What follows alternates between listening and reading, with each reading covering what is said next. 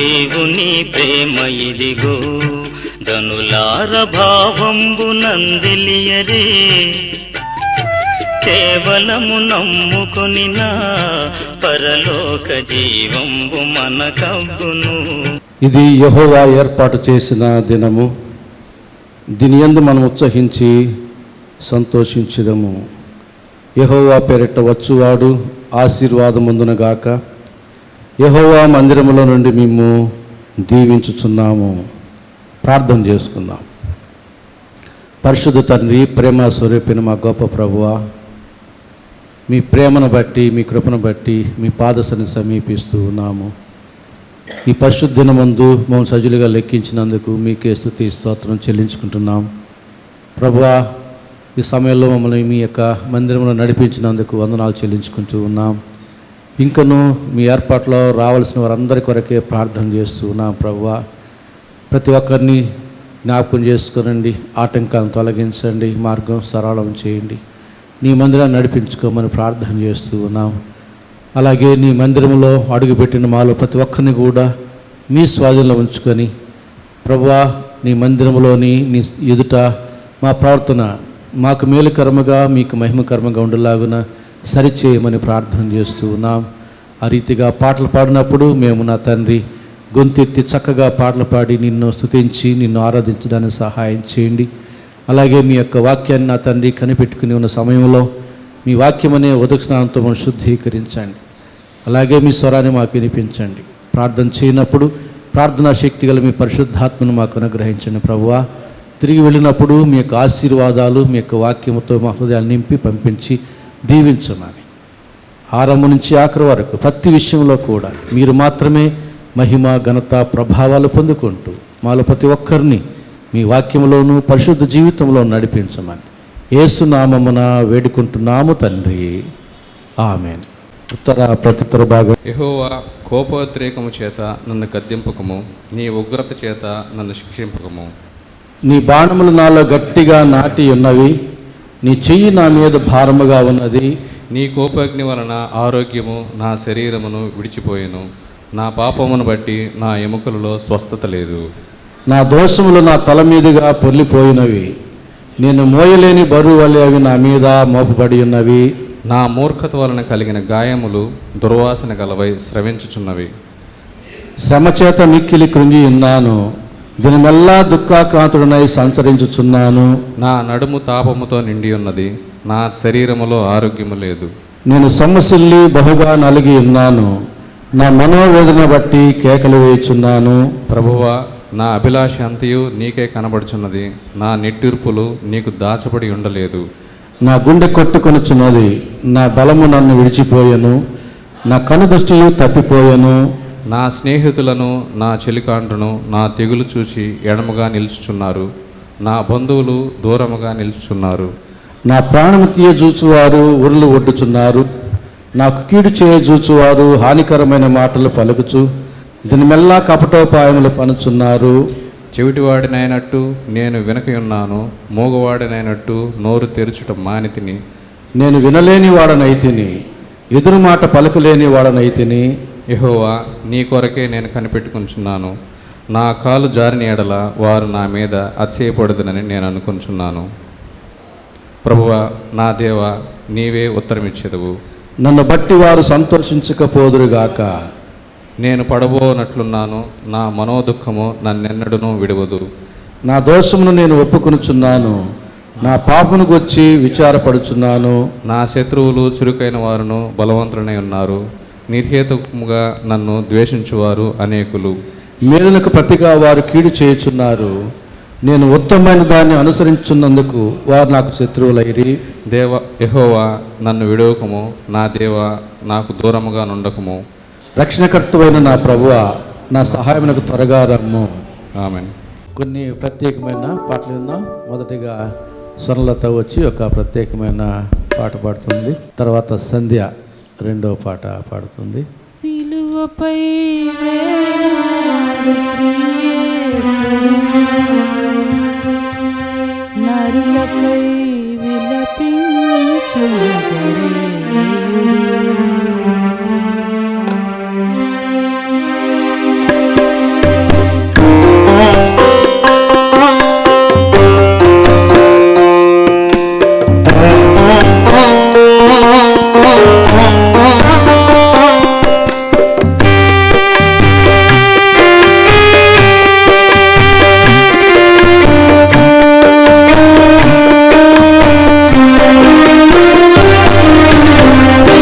శిలువపై వేలాడు శ్రీయేసుడు నరులకై విలపించు నజరేయుడు ఆ దేవుడు చిందించిన రుధిరధారలే ఈ జగతిని విమోచించు జీవధారలు శిలువపై వేలాడు శ్రీయేసుడు నరులకై విలపించు నజరేయుడు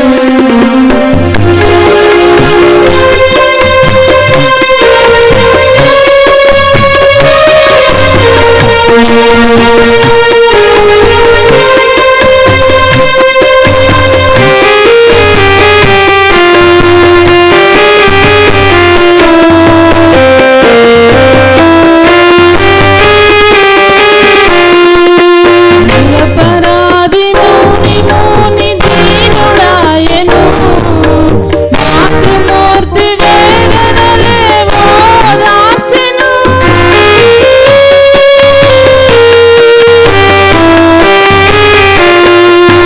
నిరపరాధి మౌని మౌని దీనుడాయెను మాతృమూర్తి వేదనలే ఓదార్చెను అపవాది అహంకారమణచి త్రోసెను అపవాది అహంకారమణచి త్రోసెను పగవారు పరదైసుకు ప్రార్థించెను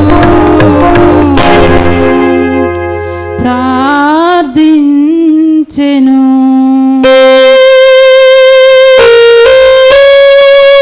శిలువపై వేలాడు శ్రీయేసుడు నరులకై విలపించు నజరేయుడు ఆ దేవుడు చిందించిన రుధిరధారలే ఈ జగతిని విమోచించు జీవధారలు శిలువపై వేలాడు శ్రీయేసుడు నరులకై విలపించు నజరేయుడు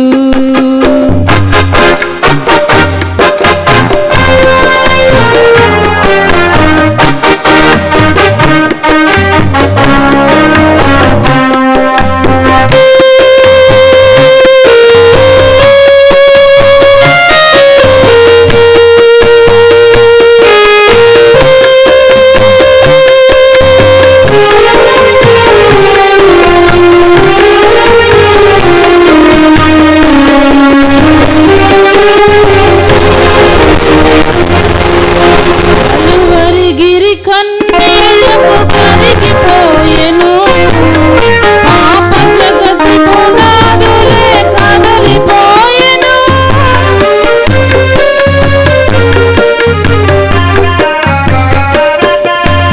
కలువరిగిరి కన్నీళ్లకు కరిగిపోయెను పాప జగతి పునాదులే కదలిపోయెను లోకమంత చీకటిలో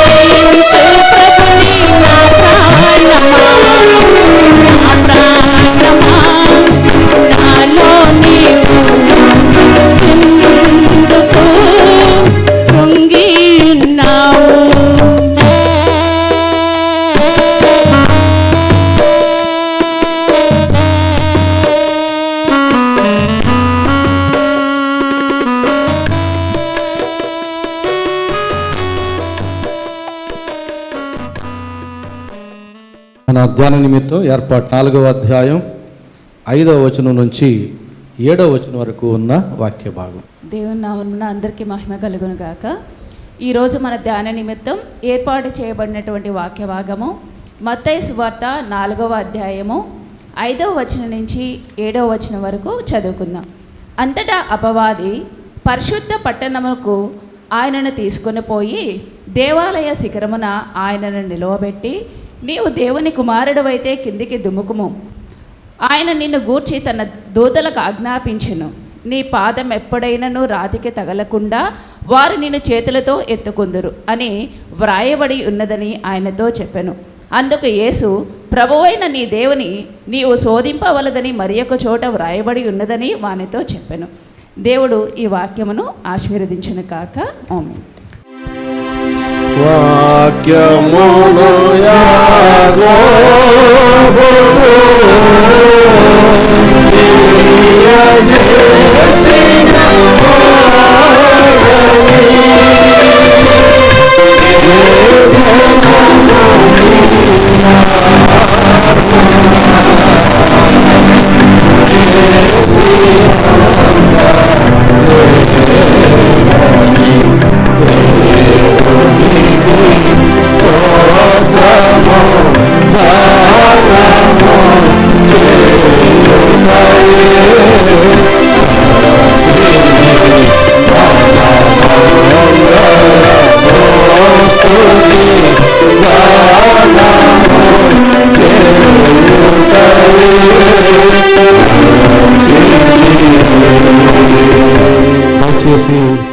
ప్రభునందు ప్రియులారా, మన ప్రభువైన యేసుక్రీస్తు నామములో మీకు అందరికీ స్వాగతం పలుకుతూ శుభములు తెలియజేస్తూ ఉన్నాను.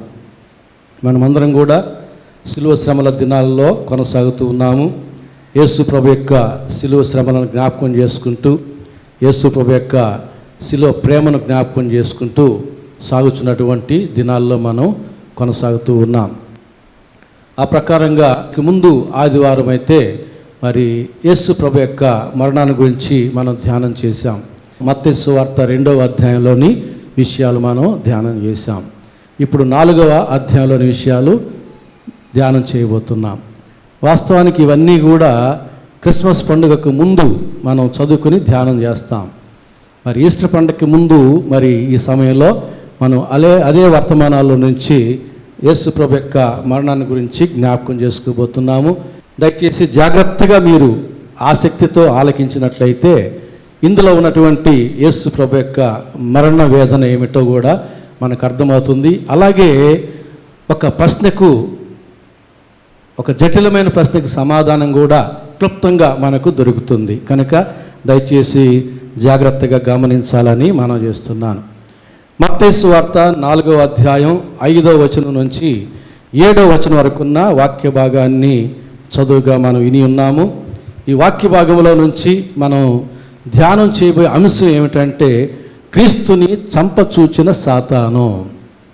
2 వారాల క్రితం క్రీస్తుని చంపచూచిన హేరోదు అనే అంశాన్ని మనం ధ్యానం చేశాం. ఈ సమయంలో క్రీస్తుని చంపచూచిన సాతాను అనే అంశంలో చాలా విషయాలు మనం జ్ఞాపకం చేసుకోబోతూ ఉన్నాం. యేసు ప్రభు పుట్టినప్పుడే హేరోదు చంపాలనుకుంటే యేసు ప్రభు పరిచర్య ప్రారంభం చేయగానే సాతాను చంపాలనుకున్నాడు. ఇంకా ఆయనకి జీవితంలో ఆయా సందర్భాల్లో ఎవరెవరు ఎందుకు చూశారో రాబోయే దినాల్లో మనం జ్ఞాపకం చేసుకుంటాం. ఈ సమయంలో మాత్రం మత్తయి సువార్త 4వ అధ్యాయం 5వ వచనం నుంచి 7వ వచనం వరకు ఉన్న వాక్యాన్ని అనుసరించి క్రీస్తుని చంపచూచిన సాతాను అనే అంశాన్ని ధ్యానం చేయబోతున్నాం. దయచేసి గమనించాలని మనం చేస్తున్నాను. 5వ వచనం మనం చూసినట్లయితే మత్తయి సువార్త 4వ అధ్యాయం 5వ వచనం. యేసు ప్రభుని శోధించేటటువంటి సందర్భంలో సాతానుడు అంతటా అపవాది పరిశుద్ధ పట్టణమునకు ఆయనను తీసుకుని పోయి దేవాలయ శిఖరమున ఆయనను నిలవబెట్టి ఏమంటున్నాడు? నీవు దేవుని కుమారుడు అయితే అంటున్నాడు. నీవు దేవుని కుమారుడు అయితే క్రిందికి దుముకు అంటున్నాడు. సాతానుడికి దేవుని కుమారుడు అని తెలుసు. తెలిసి కూడా నువ్వు రుజువుపరచుకోమని అడుగుతున్నాడు. ఎట్లా తెలుసు సాతానుడికి అని అంటారేమో. గెరాసెను దేశానికి వెళ్ళినప్పుడు దయ్యములు పట్టిన ఆ వ్యక్తి యేసు ప్రభుని ఎదుర్కొని ఏమంటాడు? దేవుని కుమారుడు అయిన క్రీస్తు, మమ్మల్ని కాలము రాకమునిపై బాధింపవచ్చితివా అంటాడు. వాడు సాతాను అనుచరుడు. ఆ మాట అనింది. సాతాను అనుచరుడికి యేసు దేవుని కుమారుడు అని తెలిసి ఉన్నప్పుడు సాతానికి తెలియదా?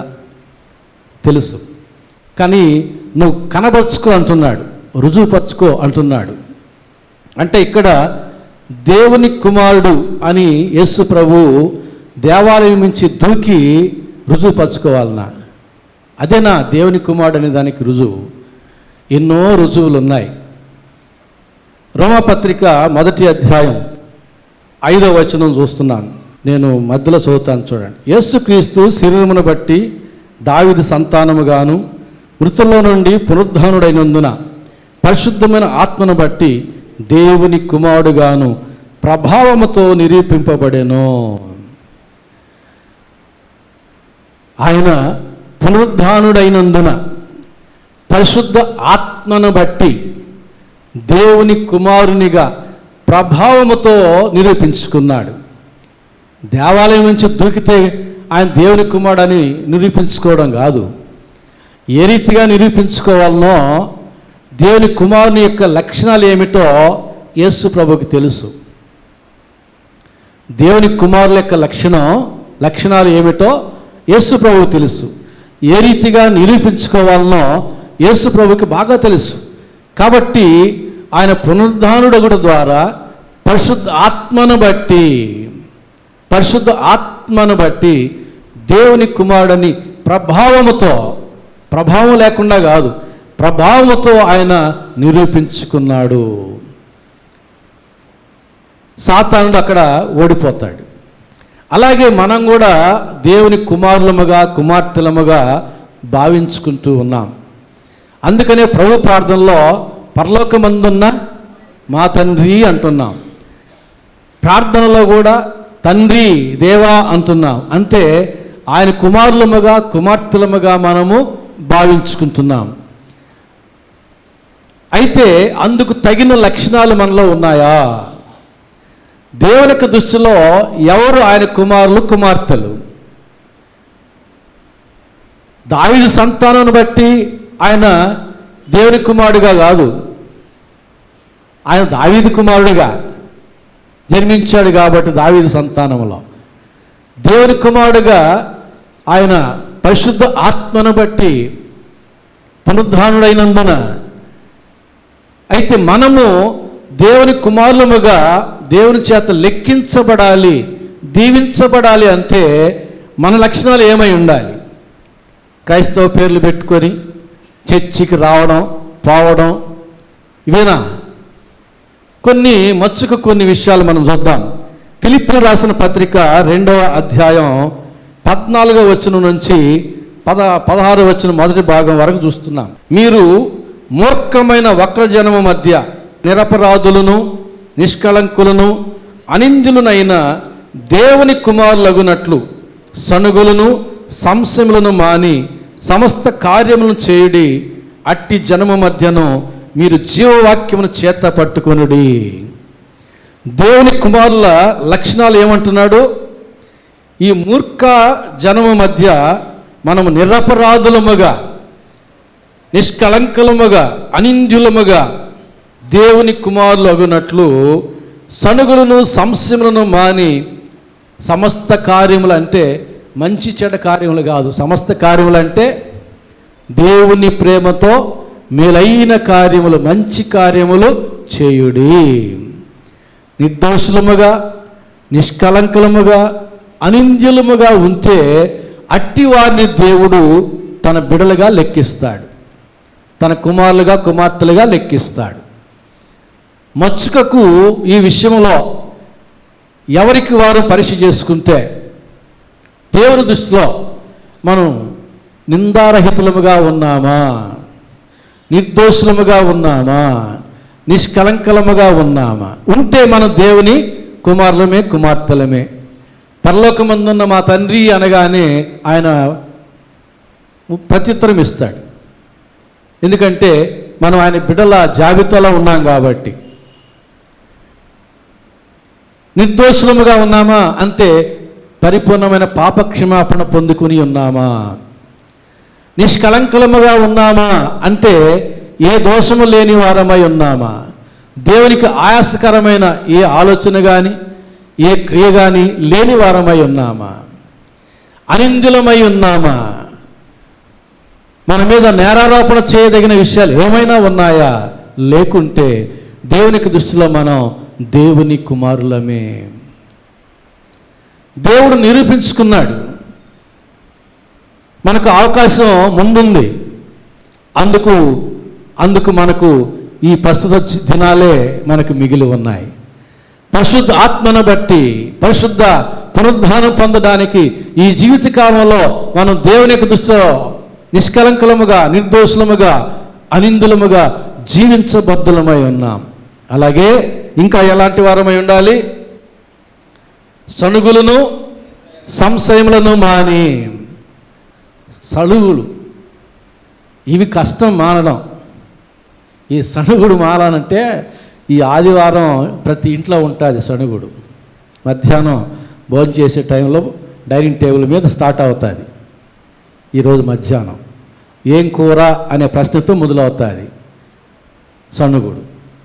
సంశయాలు, యూట్యూబ్లో అన్ని రకాల అందరి వర్తమానాలు విని మనకు సంశయాలు. ప్రతిదీ బైబిల్ విషయాలే కాదు, ప్రతి విషయంలో కూడా అన్ని అనుమానాలే. కానీ దేవుని కుమారులకు ఏమంటున్నాడు? సణుగులు మానిన వారై ఉండాలి, సంశయములు లేనివారై ఉండాలి, అనవసరమైన అనుమానాలు లేనివారై ఉండాలి. ఇలాంటి గుణలక్షణాలు మనం కలిగి ఉంటే దేవుని దృష్టికి మనం ఆయన కుమారులముగా, కుమార్తెలముగా లెక్కించబడిన వారమే. ఆయన మనల్ని తండ్రి అంటే అంగీకరిస్తాడు. మనం ఆయన తండ్రి అనగానే ఆయన పలుకరిస్తాడు, అంగీకరిస్తాడు మన పిలుపుని. కనుక దేవుని కుమారులు అంటే అనిత్యులు, నిర్దోషులు, నిష్కలంకులు, సణుగులు మానినవారు, అనవసరమైన అనుమానాలు లేనివారు. ఇంకా మనం గలతీ 3:26లో చూస్తే, యేసుక్రీస్తునందు మీరందరూ విశ్వాసం వలన దేవుని కుమారులై ఉన్నారు. యేసుక్రీస్తునందు మనకు విశ్వాసం ఉంటే తద్వారా మనము దేవుని కుమారులము, కుమార్తెలమై ఉంటాము. యేసునందు విశ్వాసం ఉంచి జీవిస్తున్నామా? తల ఆడించడం కాదు, ఆయన దేవుడు, దేవుని కుమారుడు అని తల ఆడించడం కాదు, ఒప్పుకోవడం కాదు. అవసరం వచ్చినప్పుడు, సమస్య వచ్చినప్పుడు, ఆపద వచ్చినప్పుడు యేసయ్య మీదే మనం ఆనుకొని ఉండి క్షేమకరమైన జీవితంలో కొనసాగుతూ ఉంటే అది విశ్వాసం. అది విశ్వాసం. అబ్రహాము విశ్వాసములకు తండ్రి అయ్యాడు. ఎట్లా? ఆయన జీవితం ఎన్ని సమస్యలు వచ్చినా దేవుని మీదే ఆధారపడ్డాడు. సొదొమ గొమొర్రా రాజు వచ్చి ఐశ్వర్యం తీసుకుని వెళ్ళి ప్రజలు నాకు ఇమ్మంటే ఏమన్నాడు? నేను దేవుని చేతనే దీవించబడతాను. అప్పుడు కూడా దేవుని మీద విశ్వాసం ఉంచాడు. నీ ఏకైక కుమారుడు నాకు అర్పించు అంటే సిద్ధపడ్డాడు. అప్పుడు కూడా దేవుని మీదే విశ్వాసం ఉంచాడు. నీ పుట్టి పెరిగిన ప్రాంతాన్ని విడిచి నేను చూపించే దేశాన్ని వెళ్ళు అంటే ఎట్లా వెళ్ళాలో, ఎంత దూరమో, ఎలాంటిదో తెలియదు. దేవుని యందు విశ్వాసం ఉంచి వెళ్ళాడు. ఆయన తల ఆడించినంత మాత్రాన దేవుడు అంగీకరిస్తాడా? కనుక మన జీవితంలో ఆయా సమస్యలు వచ్చినప్పుడు, అక్కర్లు వచ్చినప్పుడు దేవుని మీద భారం వేసి, నీ భారం యెహోవా మీద వేయము, అప్పుడు నీకు. కాబట్టి దేవుని మీదే మనం విశ్వాసం ఉంచి మన జీవితాన్ని నడిపించుకుంటూ ఉంటే అట్టివారు దేవుని కుమారులు, కుమార్తెలుగా దేవుడు అంగీకరిస్తాడు. అలాగే రోమా 8:14 దేవుని ఆత్మచేత ఎందరూ నడిపింపబడిదరో వారందరూ దేవుని కుమారులై ఉందరు. దేవుని కుమారులు, కుమార్తెల లక్షణాలు మనం క్రమముగా చూస్తూ ఉన్నాం. దేవుని ఆత్మచేత ఎందరు నడిపించబడతారో వారందరూ దేవుని కుమారులను కుమార్తెలను అయి ఉన్నారు. మనం సొంత జ్ఞానము చేత నడిపించబడుతున్నామా? సామెతల గ్రంథం 3వ అధ్యాయంలో ఉంది, నీ సబుద్ధిని విడిచిపెట్టి నీ ప్రవర్తన అంతటి మీద ఆయన అధికారమునకు ఒప్పుకొనుము, అప్పుడు ఆయన నీ త్రోవలను సరళము చేయును. మన సబుద్ధిని విడిచిపెట్టాలి. దేవుని యొక్క ఆత్మ ప్రేరేపణను విడిచిపెట్టి మన సబుద్ధిని అనుసరిస్తే మనకేం తెలుసు? జరగబోయేది ఏమిటో మనకు తెలియదు. కాబట్టి ఎదురుగా ఉన్న సమస్యకు పరిష్కారం ఏమిటో మనకు తెలియదు. ఏ పాటిది మన జ్ఞానం, ఎంతవరకు మన బలం. కాబట్టి మన మీద ఆధారపడి మన జీవితాన్ని నడుపుకోవాలంటే అన్నీ ఒడిదుడుకులే. దేవుని మీద ఆధారపడితే, దేవుని యందు విశ్వాసం ఉంచితే అన్ని విషయాలు ఆయన తెలుసు గనక మనల్ని క్షేమకరమైన మార్గంలో నడిపిస్తాడు. పచ్చికల చోట్లకు ఆయన నడిపిస్తాడు. శాంతికరమైన జలం మీదకు ఆయన నడిపిస్తాడు. పొరపాటో గ్రహపాటో గాఢాంధకారపు లోయలో మనం పడిపోయినా ఆయన దుడ్డుకరతో దండముతో మనల్ని ఆదరిస్తాడు. నూనెతో మన తలను అంటుతాడు. మన గిన్నె నిండి పొలుతుంది. ప్రతిదినము కృపాక్షేమములై మన వెంట వచ్చేటట్టు చేస్తాడు మన మంచి కాపరిగా. ఎప్పుడు ఆయన ఆత్మచేత నడిపించబడుతూ ఉంటే వారందరూ కూడా దేవుని కుమారులు కుమార్తెలే. మరొక మాట, మత్తయి సువార్త 5వ అధ్యాయం 9వ వచనం ప్రకారంగా సమాధానపరచువారు ధన్యులు, వారు దేవుని కుమారులు అనబడదురు. ఎవరికైనా ఒక ఇద్దరికి అభిప్రాయ భేదాలు ఉన్నాయని తెలిస్తే అప్పుడు మనం పోయి ఏం చేయాలి? దాన్ని ఇంకా పెంచి బలపరిచి తిట్టుకునేవాడిని కొట్టుకునేటట్టు చేయాలి, కొట్టుకునేవాడిని చంపుకునేటట్టు చేయాలి, మాట్లాడుకునేవాడిని మౌనంగా ఉండేటట్లు చేయాలి. అది లోకంలో ఉండేవారు చేసే పని. దేవుని కుమారులు అయితే ఏం చేస్తారు? ముభావంగా ఉన్న వారి మధ్య సమాధానం కలుగజేసి మాట్లాడుకునేటట్టు చేస్తారు.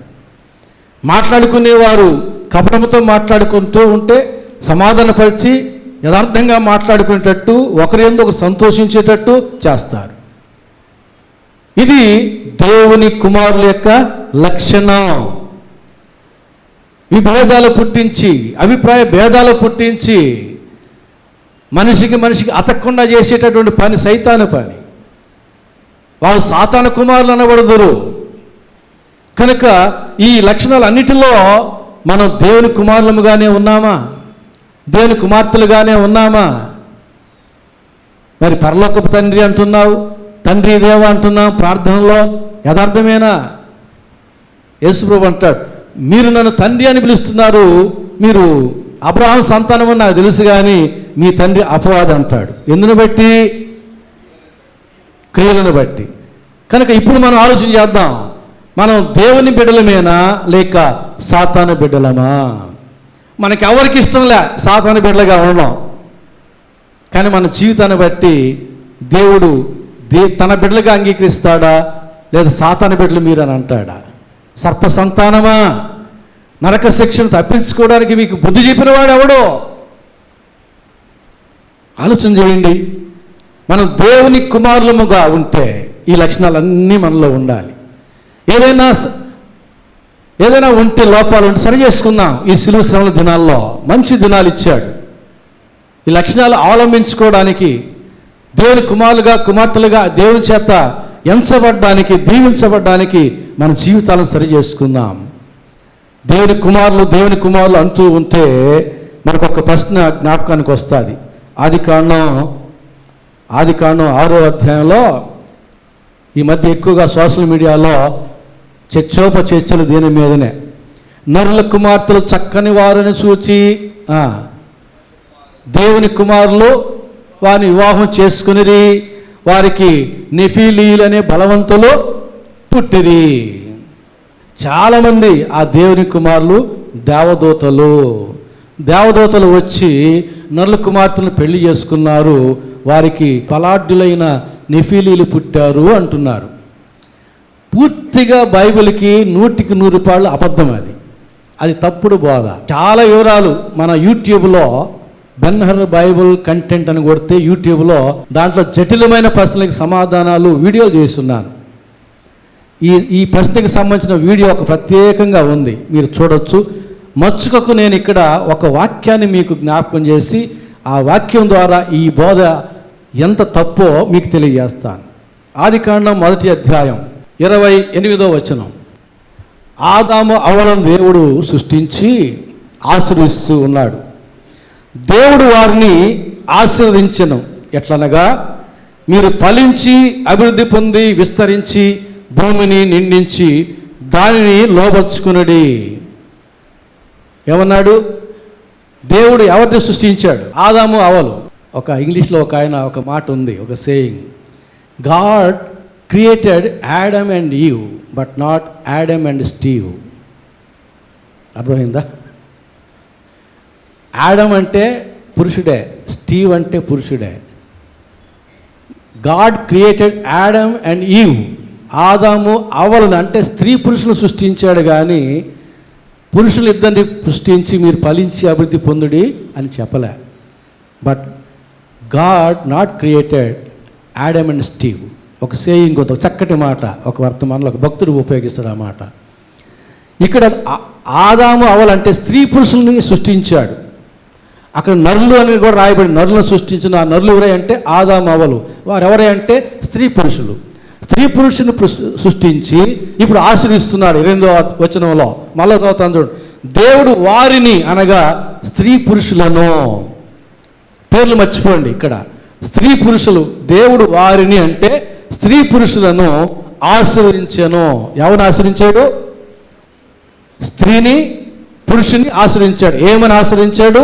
ఎట్లనగా, మీరు ఫలించి అభివృద్ధి పొంది విస్తరించి భూమిని నిండించి దానిని లోబర్చుకొనుడి.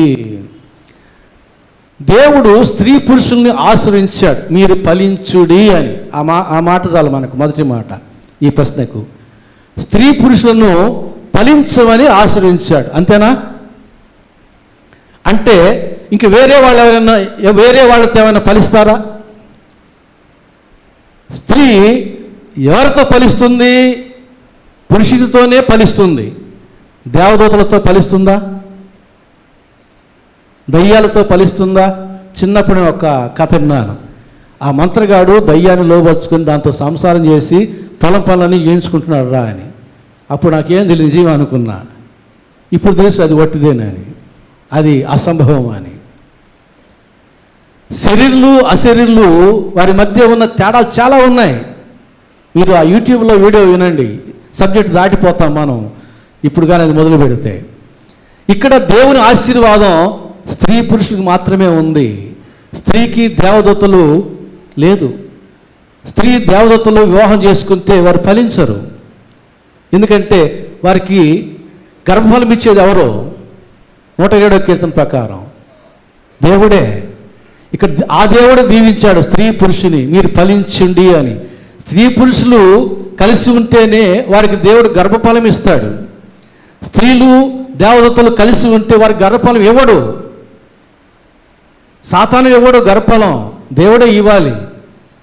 ఇక్కడ దీవించింది స్త్రీని పురుషుని. స్త్రీని ప్రత్యేకంగా దీవించలా, నీవు ఎవరితోనైనా ఫలిస్తావు అని. పురుషుని ప్రత్యేకంగా దీవించలా, నువ్వు ఎవరితోనైనా ఫలిస్తావు అని. స్త్రీ పురుషుల్నే దేవుడు దీవించాడు. ఈ ఒక్క వాక్యం చాలు ఆ తప్పుడు బోధన మనం కొట్టివేయడానికి. ఇక చాలా లాజిక్లు ఉన్నాయి, మీరు వీడియో చూడండి. మరలా సబ్జెక్ట్లోకి వెళ్ళిపోదాం. ఇప్పుడు దేవుని కుమారులు అనే కాడ ఈ సమస్య మీకు ముందుంచి పరిష్కారము ఒక వాక్యం నేను మీకు చూపించాను. సాతానుడు నీవు దేవుని కుమారుడు అయితే అన్నాడు కాబట్టి దేవుడు వాక్యమనే ఖడ్గముతో జయించాడు, తన జీవితంతో రుజువు చేసుకున్నాడు. ఆయన పునరుద్ధానుడై పరిశుద్ధ ఆత్మను బట్టి దేవుని కుమారుడిగా ప్రభావంతో నిరూపించుకున్నాడు. మనం చదువుకున్న లక్షణాలు అన్నీ మనలో ఉంటే మనము కూడా ప్రభావముతో దేవుని కుమారులముగా మనల్ని గమనించే వారి యొక్క దృష్టిలో రుజువు మనకు ఉంటుంది. ఆ రీతిగా మనం కొనసాగదాం. అప్పుడు మనం ప్రభు ప్రార్థనలో పరలోకమందున్న మా తండ్రి అంటే ఎంతో సంతోషంగా ఆ మాటని ఆయన అంగీకరిస్తాడు. మన ప్రార్థనలో తండ్రి దేవా అని అన్నప్పుడు సంతోషంగా ఆయన అంగీకరించి ప్రతిగా మనల్ని దీవిస్తాడు.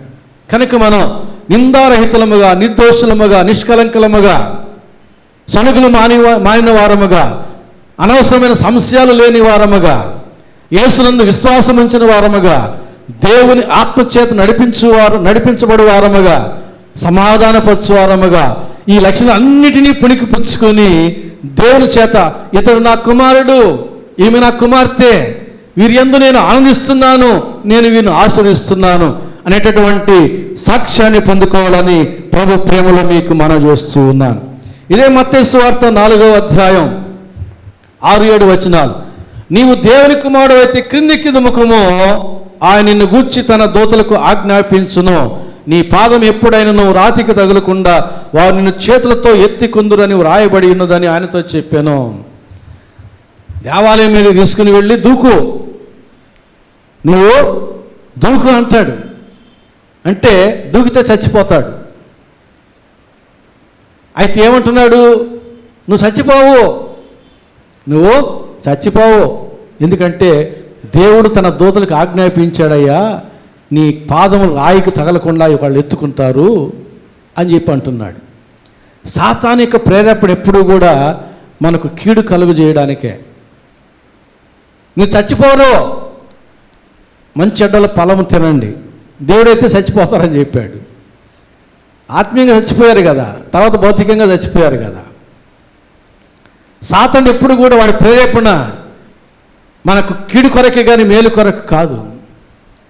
చెప్తాడు, ఇంట్లో వాళ్ళు భయపెట్టడానికి పురుగుల మందు తెచ్చిపెట్టుకో, నువ్వేం కాదులే. ఇంట్లో వాళ్ళని భయపెట్టడానికి అక్కడ చీర ఫ్యాన్కి అట్లా ఊరికి అట్టను, ఆ వేసుకునే దానికి ఆ బెంచి అట్టబోద్దో నిజంగానే పడి అప్పుడు అల్లాడు ఏం చేసుకోలేరు పాపం. ఇట్లా చాలా చెబుతాడు, ఆత్మహత్యకు ప్రేరేపిస్తాడు. నువ్వు చంపుకో, నీవు కీడు చేసుకో, ఇవన్నీ కూడా సాతాను యొక్క ప్రేరేపణలే.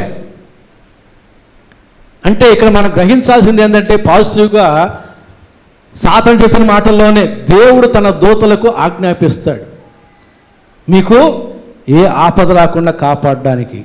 అది వాడు జ్ఞాపకం చేసిన మాట అయినా అంతిమంగా దేవుడు చెప్పిన మాట అది.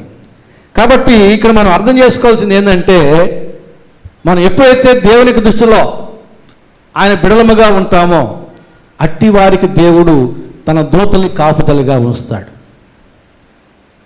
ఈ ప్రభుత్వ అధికారులకి, ఈ ప్రభుత్వంలో ఉన్న మంత్రులకి ప్రోటోకాల్ ప్రకారంగా AK-47 తుపాకులు ఇచ్చి రక్షణ దళాలు ఏర్పాటు చేస్తారు.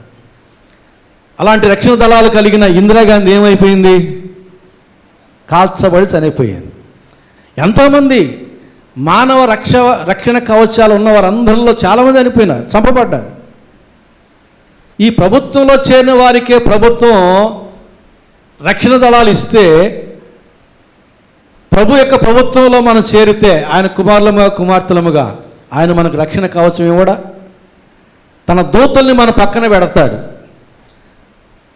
1,00,000 మంది మనుషులు మన చుట్టూ ఉన్నారా అని కాపుదల ఒక్క దూత మన పక్కన ఉంటే చాలు. 1,80,000 మంది ఇజ్రాయేలుకి శత్రువులను ఒకే రాత్రి చంపేశాడు దూత.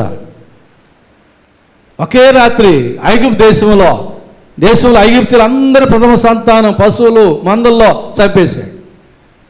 కానీ ఒక్క దూత ఉంటే చాలు మన పక్కన. లోకమంతా ఏకమై ఎదురైనా కూడా దేవుడు ఒక దూతను మన పక్కన ఉంచితే మనకు క్షేమమే.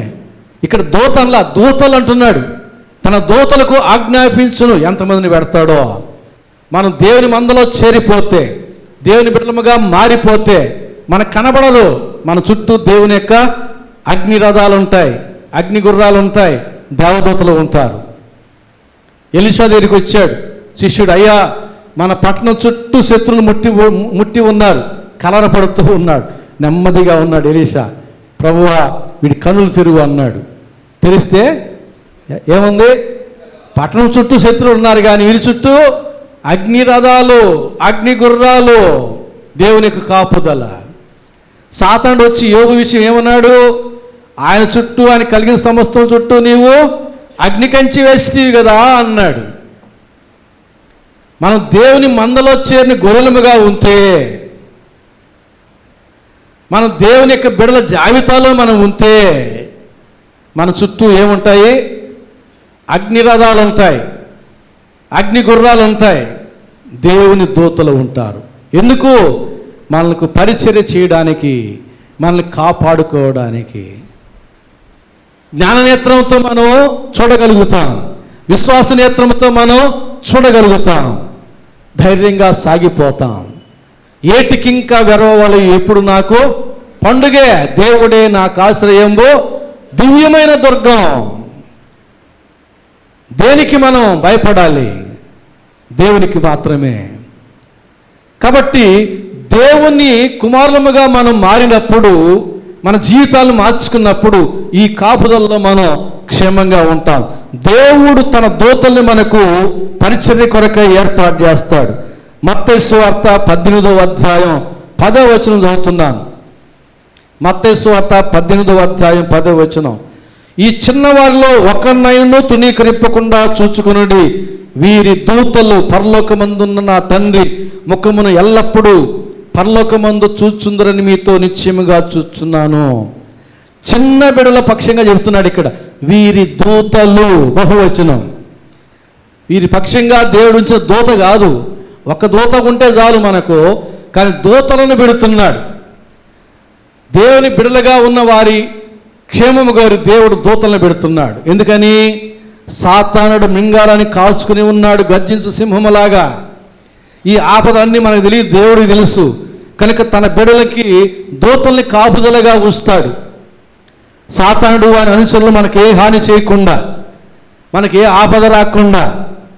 అందుకనే బస్సు యాక్సిడెంట్ జరిగితే అక్కడ జకర్యా, అబ్రహాములే కాపాడబడతారు. ట్రైన్ యాక్సిడెంట్ జరిగితే అక్కడ ఎలిజబెత్తులే కాపాడబడతారు. విమాన యాక్సిడెంట్లో అందరూ చనిపోయినారు, కానీ అబ్రహాం మాత్రమే కాపాడబడ్డాడు. దేవుని బిడ్డలకి దేవుడు తన దూతలు కాపుదలగా ఉంచుతాడు. కాబట్టి దూతలు మన చుట్టూ ఉండి మనం కాచి కాపాడాలంటే ఉన్నది ఒకే ఒక మార్గం. మనం దేవుని బిడ్డలుగా మన జీవితాలను మార్చుకోవాలి. అందుకు మనం ప్రారంభంలో చెప్పుకున్న రీతిగా ఆ లక్షణాలు మనం అవలంబించుకోవాలి. అలాగే హెబ్రీయులకు రాసిన పత్రిక 1వ అధ్యాయం 14వ వచనం. వీరందరూ రక్షణ అయిన స్వాస్థ్యం పొందబో వారికి పరిచారము చేయటకే పంపబడిన సేవకులైన ఆత్మలకారా. దేవదూతల గురించి చెబుతున్నాడు అక్కడ. రక్షణ పొందబోయే వారికి పరిచర్య చేయడానికి దేవుడు ఎవరిని ఏర్పాటు చేశాడు? దూతలను ఏర్పాటు చేశాడు. చూడండి, మనం రక్షించబడి ఉన్నాము, లేదా రక్షించబడబోతున్నాము, ఆ ప్రయత్నం చేస్తున్నాము. అట్టి వారిని దేవుడు జ్ఞాపకం చేసుకొని తన దూతల్ని అక్కడే పెట్టి వారికి పరిచర్య చేయండి అంటాడు. యేసు ప్రభు సోదరులన్నీ ముగించిన తర్వాత దేవదూతలు వచ్చి ఆయనకు పరిచర్య చేసిరి. అలాగే మనం రక్షించబడి ఉంటే, రక్షించబడడానికి మనం ప్రయత్నం చేస్తూ ఉంటే, ఆశ కలిగి ఉంటే, దేవుడు తన దూతలను మనకు పరిచారకులుగా, పరిచర్య చేసేవారిగా ఉంచుతాడు. అంటే దేవుని బిడ్డలకు పరిచర్య చేయడం దూతలకి అంత ఆనందం, సంతోషంగా వస్తారు. దేవుడు పంపిస్తే మేము దేవుని బిడ్డలకు పరిచర్య చేయడానికి పోతున్నాం, పరలోకంలో తోటి దూతలతో చెప్పేసి వచ్చేస్తారు. సంతోషంగా దేవుని బిడ్డల పక్షాన్ని నిలబడతారు, సంతోషంగా పరిచర్య చేస్తూ ఉంటారు. అందుకని దేవుని బిడ్డలమైన మనం ఒకరికి ఒకరు సహాయకరంగా ఉండడం మనకు ఆశీర్వాదం. అందుకనే మీరు సేవ చేయండి, సహాయం చేయండి, పరిచర్య చేయండి, ఒకరికి ఒకరు మేలు చేయండి అంటాడు. దూతలే దేవుని బిడ్డలకు పరిచర్య చేయడానికి సంతోషంగా వస్తూ ఉంటే, మరి దేవుని బిడ్డలమైన మనకు మనం పరిచర్య చేసుకోవడం ఎంత గొప్ప భాగ్యం. అలాగే హెబ్రీయులకు రాసిన పత్రిక 13వ అధ్యాయం 2వ వచనంలో, ఆతిథ్యము చేయ మరొకడి, దాని వలన కొందరు ఎరుగకయే దేవదూతలకు ఆతిథ్యము చేసిరి. ఆతిథ్యం చేయ మర్చిపోవద్దు. కొంతమంది ఎరుగకుండానే దేవదూతలకు ఆతిథ్యం చేశారు. లోతు ఆతిథ్యం చేశాడు, అబ్రహాము ఆతిథ్యం చేశాడు. అలాగే చాలామంది మనకు తెలియదు ఎవరు దేవదూతలో ఎవరు మనుషులు. వాళ్ళు కూడా మనుషులాగానే మన మధ్యకి వస్తారు. రెక్కలు కలిగి ఆకాశం అలా దిగితే మనకు అర్థమవుతుంది వీరు దేవుని దూతలు అని. వారు మనలాగే వచ్చి కూర్చుంటారు. ఏదో పేదవారుగానో ఏదో కొత్తవారుగానో దీనులుగానో వచ్చి కూర్చుంటారు. మనం వారిని అసహించుకోకుండా వారిని ప్రేమించి ఆతిథ్యం చేసామనుకోండి, దేవుని దగ్గరికి వెళ్ళి ఆ సమాచారం చెప్పి మనకు దీవులు తీసుకుని వస్తారు. కాబట్టి చాలా కథలు మనం విన్నాం, జరిగిన విషయాలే.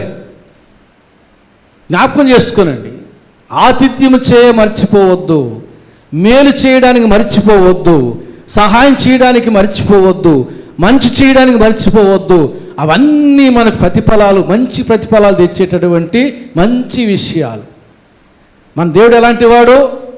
అవి మంచివైనా సరే చెడ్డవైనా సరే ప్రతివాడు ప్రతిఫలం పొందవలసినదే. మరి ఇవన్నీ మంచి చేస్తూ ఉన్నప్పుడు మనకు వచ్చే ప్రతిఫలం ఏమిటి? మంచిదా చెడ్డదా? మంచి ఫలమే వస్తుంది, మంచి ప్రతిఫలమే వస్తుంది. దేవుణ్ణి అడిగితే వస్తుందా? మనం మంచి ఫలితాలు పొందుకునే మంచి కార్యాలు చేయకుండా దేవుని మాత్రం నాకు మంచి అని అడిగితే వస్తుందా? క్రియలకి ప్రతిఫలం ఇస్తాడు, మనం చేసే చెడు క్రియలకి చెడు ఇస్తాడు. మనం అడిగిన మంచి ఇస్తాడా? అప్పుడు ఎంత ప్రార్థన చేసినా ఇది ఇవ్వాలి అది ఇవ్వాలి అట్లా దేవుడికి సాధ్యపడదు. మనం అన్ని చెడు కార్యాలు చేస్తున్నాం, ప్రతిగా చెడు ఫలితం ఇవ్వాలి. ప్రార్థన ఏమో నాకు మంచి ఏమని అడుగుతున్నాం, దేవుడికే క్వశ్చన్ మార్క్ ఫేస్ పెట్టేట్టు చేస్తున్నాం.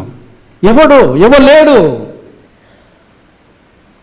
నేను మేలు చేయాలనుకుంటున్నాను కానీ కీడు చేయటి నాకు ప్రాప్తించుచున్నది. నేను స్వస్థపరచాలనుకుంటున్నాను కానీ వారు అందుకు యోగ్యులుగా లేరు.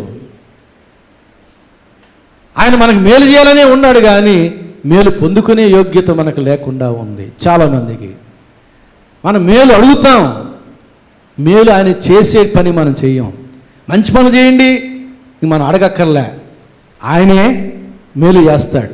ఒకవేళ అవసరం వస్తే అడిగితే బల్లగుద్ది అడగొచ్చు. హిజ్కియా అడిగాడు. రాజు 2వ గ్రంథం 20వ అధ్యాయంలో యెషయా వచ్చి లేచి నీళ్ళు చక్కబెట్టుకో, నువ్వు చచ్చిపోబోతున్నావు అన్నాడు. హిజ్కియా గోడ తట్టు ముఖం తిప్పుకొని కన్నీళ్లు విడిచి, అయ్యా నేను ఎంత యథార్థంగా నేను నీ పట్ల కార్యం జరిగించి జ్ఞాపకం చేసుకో అన్నాడు. 2-3 వచనాల్లోనే ఉంది ఆ ప్రార్థన, ఆ మాటలు. దేవుడు వెంటనే జ్ఞాపకం చేసుకున్నాడు. బ్యాలెన్స్ ఉంది హిజ్కియాకి. వెంటనే నడింశాల కూడా దాటిపోలే యెషయాకి చెప్పాడు, యెషయా వెళ్ళు, ఆయనకి బ్యాలెన్స్ ఉంది.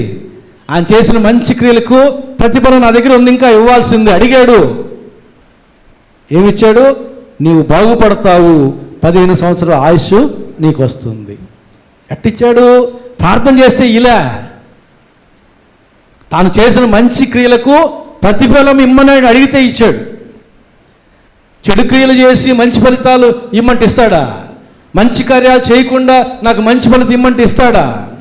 నీ మంచి కార్యాలు చెయ్యి, దేవుణ్ణి మేలు అడుగు, ఇస్తాడు, లెక్కగట్టి ఇస్తాడు. హిజ్కియా చేశాడు, అడిగాడు, ఇచ్చాడు, పొందుకున్నాడు. కాబట్టి ప్రభునందు ప్రియులారా, మనం ఆతిథ్యమే కాదు, మన కన్నులకు కనబడింది ఎవరైనా అవసరాలు ఉండేవారు, మన చెవులకు వినబడ్డాయి ఎవరో అవసరంలో ఉండేవారు విషయాలు, చేయదగిన సహాయం. ప్రార్థన చేస్తావో, పైకమిస్తావో, వెళ్ళి పరిచర్య చేస్తావో, ఏమి చేస్తావో వచ్చి. మత్తయి సువార్త 25వ అధ్యాయం 40 నుంచి అయ్యే కదా ఉంది. నేను రోగినై ఉంటుని, నేను ఆకలిగొని ఉంటుని, వస్త్రహీనుడినై ఉంటుని, నీవు నాకు మేలు చేశావు, పరిచర్య చేశావు. నా తండ్రి చేత దీవించబడిన వారులారా, మీ కొరకు సిద్ధపరచబడిన రాజ్యం స్వతంత్రించుకునుడి. వారు చేసిన మంచి క్రియలను బట్టే వారికి తీర్పు దినమందు కుడివైపున స్థానం దొరికింది. తండ్రి చేత దీవించబడిన వారుగా చెప్పబడ్డారు, నూతన భూమిలోనికి ఆహ్వానించబడుతున్నారు. ప్రార్థన బట్టి కాదు, వారు చేసిన మంచి క్రియలను బట్టి.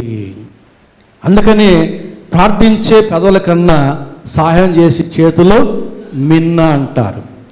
కాబట్టి ఆతిథ్యం మర్చిపోకుడి, దానివల్ల కొందరు ఎరుగకయే దేవదూతలకు ఆతిథ్యము చేసిరి.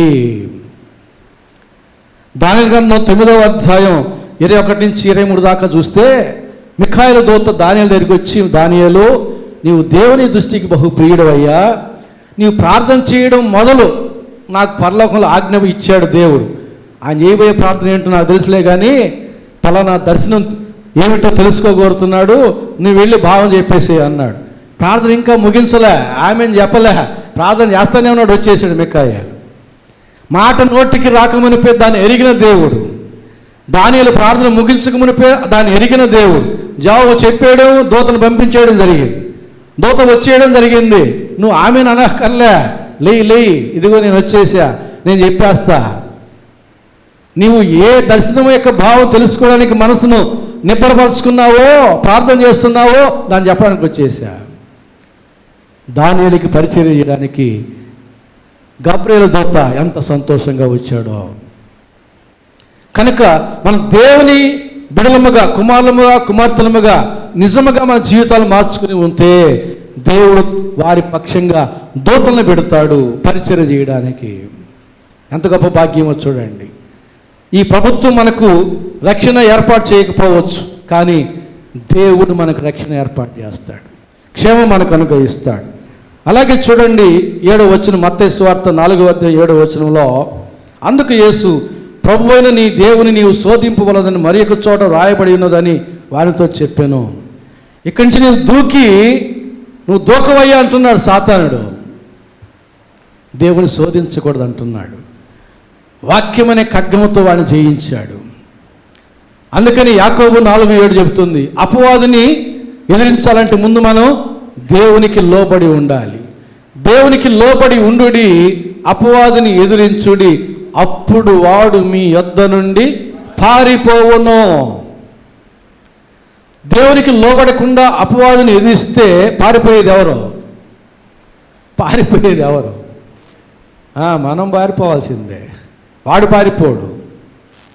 కాబట్టి దేవునికి మనం లోబడి ఉండాలి, దేవుని మందలో చేరిన వారముగా ఉండాలి, దేవుని బిడలుగా ఆ జాబితాలో మనం చేరిన వారముగా మన జీవితాలు ఉండాలి. అట్టివారి పట్ల దేవుడు తన దూతలను పెట్టి కాపాడుకుంటాడు. శోధించవలదంటున్నాడు. ఇక వాడు ఏమీ ప్రశ్న వేయలే, యథార్థం అది. దేవుని శోధించకూడదు కనుక వాడు ఇక శోధించకుండా వాడు ప్రభుని విడిచిపెట్టి వెళ్ళిపోవడం జరిగింది. కొరింథీయులకు రాసిన మొదటి పత్రిక 10వ అధ్యాయం 9-10 వచనాలు, మనం ప్రభువును శోధింపక యుందము, వారిలో కొందరు శోధించి సర్పముల వలన నశించిరి, మీరు సనగకుడి, వారిలో కొందరు సనిగి సంహారకుని చేత నశించిరి. దేవుణ్ణి మనం శోధించామంటే ఇక వారు నశించారు దేవుని శోధించి. ఇజ్రాయేలు ఐగుప్తు దేశం నుంచి బయలుదేరిన మొదలుకొని శోధనే. ఎందుకు మమ్మల్ని తీసుకొచ్చావు, ఇక్కడ సమాధులు అక్కడ లేవనుకున్నావా, ఇక్కడికి తీసుకొచ్చి చంపడానిక, ఇక్కడ మాకు కూరగాయలు లేవు, తెల్లగడ్డలు లేవు, కీరకాయలు లేవు, అక్కడైతే అవన్నీ ఉండేవి, ఇక్కడ నీళ్ళు లేవు, ఇక్కడ మాకు మాంసం లేదు. శోధనే. సర్పము చేత సనిగి సంహారకుని చేత నశించిపోయేరి. సనుగుడు మానండి, సంశయాలు మానండి, దేవుని శోధించడం కూడా మానండి. అయ్యా నువ్వు ఇక్కడి నుంచి దూకు, దేవుడు దూతలకు ఆజ్ఞాపిస్తున్న రాయబడి ఉంది. అంటే దేవుడు దూతల చేత కాపాడతాడు కాబట్టి ఇక అది నీకు ఒక ఆట. పైకి పోవడం, దూకడం, దూతలు వచ్చి నీకు కాపాడడం, మళ్ళీ పైకి పోవడం, దూకడం, దూతలు వచ్చి నీకు అదొక ఆట అయిపోతుంది. దేవుడు శోధించకూడదు. అవసరం వచ్చినప్పుడు, ఆపదలు పడిపోయినప్పుడు ఆటోమేటిక్గా దేవుడు దూతలు పంపించేస్తాడు, నిన్ను కాపాడుకుంటాడు. దేవుడు అంటాడు, నా యందు మీరు ఉండి మీరు ఏం అడుగుతారో అడగండి అన్నాడు. అది చెప్పం, అది మనకు కొంచెం ఇబ్బంది. ప్రభువా నీ యందు ఉండి ఏమి అడగమన్నావు, నేను నీ యందే ఉండి అడుగుతున్నాను అని చెప్పం. నువ్వు అడగమన్నావు, అడుగుతున్నా, చాలా ఈజీ ఇది. సాతానుడు అదే చెప్తున్నాడు, నువ్వు దూకయ్యా దూతల్ని పెడతానన్నాడు. యేసు అంటాడు శోధించకూడదు. మనం ప్రభువును శోధింపక ఉందాము, వారిలో కొందరు శోధించి సర్పముల వలన నశించిరి, మీరు సనగకుడి, వారిలో కొందరు సణిగి సంహారకుని చేత నశించిరి. నిర్గమకాండం 17వ అధ్యాయం 2వ వచనం. మోషేతో వాదించుచు త్రాగుటకు మాకు నీళ్ళిమ్మని అడుగగా మోషే, మీరు నాతో వాదింపనేలా, యెహోవాను శోధింపనేలా. దేవుని శోధించే విషయంలో వాక్యాన్ని మనం అనుసరించి దాని రుజువు మనం చూడడానికి ప్రయత్నం చేయడమే కాదు, మనలో మనం దేవుని బిడ్డలమైన మనం వాదనలుగాను ఉంటే దేవుని శోధించినట్టే. మననే మేము వాకింగ్ చేసేటప్పుడు మార్నింగ్ వాకింగ్లో ఒక 5 మంది సేవకులం వాకింగ్ చేస్తాం. ఆ తర్వాత టీ టైం కూర్చున్నప్పుడు మాట్లాడుకుంటూ ఉంటాం. పేతురు అన్నయ్య సప్పిరలు వచ్చినప్పుడు వారు అబద్ధం చెప్పినప్పుడు ఒక మాట అంటాడు, మీరు పరిశుద్ధాత్మను ఎందుకు శోధించారు? వెంటనే పడి చచ్చిపోయారు. ఆశ్చర్యం కదండి. వీరు పేతురుతో అబద్ధం చెప్పారు, కానీ పేతురు ఏమంటున్నాడు? మీరు పరిశుద్ధాత్మను శోధించినారు, దుఃఖపరిచినారు, ప్రతిగా వారు మరణించినారు. దేవుని బిడ్డలమైన మనం ఒకరిని ఒకరు శోధించకూడదు, ఒకరితో ఒకరు మనం వ్యాజ్యమాడకూడదు. సహనం ఉండాలి, ప్రేమ ఉండాలి మన మధ్య. మనలో మనం వాదించుకుంటే ప్రతిగా దేవుని శోధించినట్టే అని లేఖనం చెబుతూ ఉంది. కాబట్టి ప్రభునందు ప్రియులారా, నేను ముగిస్తూ ఉన్నాను. యేసు ప్రభు పుట్టినప్పుడే హేరోదు యేసు ప్రభుని చంపాలనుకున్నాడు. దేవుని కృపలో తప్పించుకున్నాడు. 30 సంవత్సరాలు ఇంచుమించు పరిచర్య ప్రారంభించాడు. పరిచర్య ప్రారంభించగానే సాతానుడు వచ్చేసాడు యేసు ప్రభుని చంపడానికి. పుట్టగానే హేరోదు చంపాలనుకున్నాడు, పరిచర్య ప్రారంభించగానే సాతాను చంపాలనుకున్నాడు. కాబట్టి దేవుడు మనకు రక్షణ కార్యం జరిగించడానికి ఎన్ని పర్యాలు మరణాపాయాలు తప్పించుకోవాల్సి వచ్చిందో చూడండి, ఎన్ని పర్యాలు మరణం ఎదుర్కోవాల్సి వచ్చిందో చూడండి. మన కొరకు మనల్ని ప్రేమించి తాను మరణ వేదనలను ఆయన అనుభవించాల్సి వచ్చింది. ఎంతగా మనల్ని ప్రేమిస్తున్నాడో ఒకసారి మనం ఆయన ప్రేమను మనం జ్ఞాపకం చేసుకోవాలి. ఇంతగా మనల్ని ప్రేమించడానికి ఏ పార్టీ వారం మనం ఒకసారి మన పాపపు జీవితాన్ని జ్ఞాపకం చేసుకుంటే ఆనంద్ అప్పుడప్పుడు పాడే ఆ పాట జ్ఞాపకం చేసుకోవాల్సి వస్తుంది. ఎందుకు నన్ను ప్రేమిస్తున్నావు? నేనంటే నీకెందుకు ఈ ప్రేమ? నిన్ను పలకరించకపోయినా ప్రార్థించకపోయినా నువ్వు నన్ను పలకరిస్తూనే ఉంటావు. ఇంతగా నన్ను ప్రేమిస్తకు నేను ఎంతటి వాడను? మీ ఆలోచనలు మీ ఇంట్లో వాళ్ళకి తెలియదు. మీ రహస్య పాప జీవితం ఇంట్లో వాళ్ళకి తెలియదు. మనం చాలా తెలియగల వాళ్ళం, ఎవరికి తెలియకుండా చేసేస్తుంటాం. అయితే దేవునికి అవి కూడా తెలుసు, అయినా ప్రేమిస్తున్నాడు, అయినా మనం చంకబెట్టుకుంటున్నాడు, అయినా మనల్ని సంరక్షిస్తున్నాడు, అయినా మనల్ని పోషిస్తున్నాడు, మంచి ఆహారం ఇచ్చి, అయినా మన కొరకు ప్రార్థన చేస్తున్నాడు. ఒకసారి ఆలోచన చేయండి. నీకుగా నీవు, ఎవరికి వారు, ఈ విషయం ఆలోచన చేయండి. యేసయ్య నిన్ను ఎంతగా ప్రేమిస్తున్నాడు అర్థమవుతుంది. అట్టి దేవుడే దేవుని కుమారుడుగా ప్రభావంతో నిరూపించుకున్నాడే. ఆయన బిడలముగా మనం సంశయాలు మాని, సణుకులు మాని, నిష్కలంకలముగా, నిర్దోషులముగా, అనిందులముగా, యేసునందు విశ్వాసం ఉంచిన వారముగా, దేవుని ఆత్మచేత నడిపించబడు వారముగా, సమాధానపరచు వారముగా ఉండి దేవుని కుమారుల జాబితాలో చేరితే దూతల యొక్క సంరక్షణలో మనం ఈ చివరి దినాల్లో, ఈ భయంకరమైన పరిస్థితుల్లో, రాబోయేటువంటి భయంకరమైన చట్టాల వ్యవధిలో మనం క్షేమాన్ని అనుభవించగలుగుతాం. మారుదామా? ఆ రీతిగా యేసయ్య ప్రేమను అర్థం చేసుకుందామా? ఆ రీతిగా మన జీవితాన్ని మార్చుకుందామా? దేవుని బిడ్డలముగా లెక్కించబడదామా? దేవుని బిడ్డలముగా దూతల పరిచర్యను పొందుకుందామా? వారి కాపుదలలో క్షేమాన్ని పొందుకుందామా?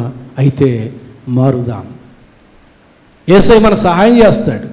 యథార్థంగా నేను మారాలి అని నువ్వు అనుకుంటే దేవుడు మార్చేస్తాడు. అంతే. మనం స్థిరంగా యథార్థంగా అనుకోవాలి, ప్రభువా ఈ జీవితం నాకు వద్దు, ఈ చెడు జీవితం చాలు ఇప్పటి వరకు, దానివల్ల నా జీవితం నిస్సారం అయిపోయింది, ఈ చెడు జీవితం వద్దు, నాకు మంచి జీవితం కావాలి. యథార్థంగా నువ్వు అనుకుంటే ఆ రీతిగా నిన్ను మార్చేస్తాడు. ఇప్పుడు తెలియదు మనకు, ఇప్పుడు తెలియదు. ఎప్పుడు తెలుస్తుందంటే అక్కర్లన్నీ చుట్టుముట్టినప్పుడు, సమాధానకరమైన జీవితం యొక్క విలువ తెలుస్తుంది. అప్పుడు సమస్యలన్నీ మనం చుట్టుముట్టినప్పుడు సమాధానకరమైన జీవితం యొక్క విలువ తెలుస్తుంది మనకు. శత్రువు చుట్టుముట్టినప్పుడు సమాధానకరమైన జీవితం యొక్క విలువ అప్పుడు తెలుస్తుంది మనకు. నెమ్మదే లేనప్పుడు, సమాధానమే లేనప్పుడు, సంతోషమే లేనప్పుడు, నిస్సారమైన జీవితంలో మనం ఉన్నప్పుడు సమాధానకరమైన జీవితం యొక్క విలువ అప్పుడు తెలుస్తుంది. ప్రభు అంటున్నాడు, నా సమాధానం ఇవ్వడానికి నేను వచ్చాను ఈ లోకానికి అంటున్నాడు. నా సమాధానం మీకు ఇస్తాను, లోకం ఇచ్చినట్టుగా ఇవ్వను. దేవునికి సమాధానం కలిగి, నెమ్మది కలిగి మనం ఉంటే ఏమి ఉన్నా ఏమి లేకున్నా సంతోషంగా క్షేమంగా సాగిపోతాం. పరిశుద్ధాత్మ దేవుడు అటు దీవెన ఆశీర్వాదం మనకందరికీ దయచేయనుగాక. ఆమెను ప్రార్థన చేసుకుందాం.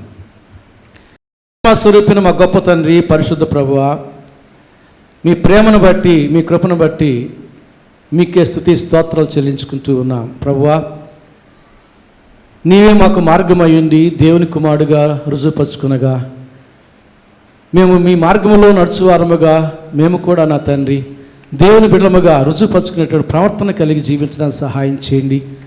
అందుకు ప్రతిగా మీ దూతల యొక్క పరిచర్య పొందుకోవడానికి సహాయం చేయండి. ప్రభువా, మేము ఏ రీతిగా కూడా నిన్ను శోధించకుండా నా తండ్రి నాశనం వైపు అడుగులు వేయకుండా మమ్మల్ని కాచి కాపాడమని ప్రార్థన చేస్తున్నాం. వినిన వాక్యం నా తండ్రి మా హృదయంలో భద్రపరచండి. దుష్టుడు దొంగిలించకుండా జాగ్రత్త చేయండి. ప్రభువా, మా జీవితంలో ఈ వాక్యం నా తండ్రి 30 దంతలుగా 60 దంతలుగా 100 దంతలుగా ఫలించినట్లు సహాయం చేయమని యేసు నామమున వేడుకుంటున్నాము తండ్రి, ఆమేన్. 575వ పాట. సంతోషముతో ఇచ్చేడు వారిని దేవుడు ఎంతో దీవెన పాట పాడుతుండగా కానుకలు స్వీకరించబడతాయి. ఈ పరిచర్యలో మరి శీల, మాధవి, వజ్రమ్మ, బాబు చేస్తను, మరి రాజేంద్ర ప్రసాద్, బత్తిన బాబు వీళ్ళు సహాయం చేస్తారు.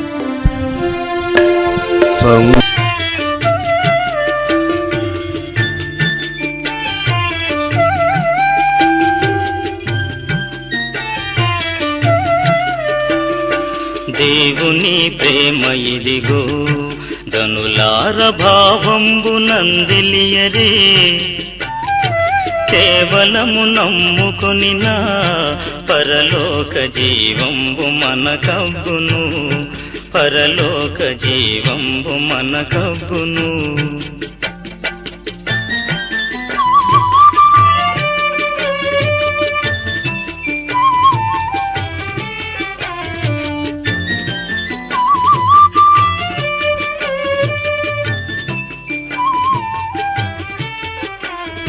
సర్వలోకము మనలను తన వాక్య సత్య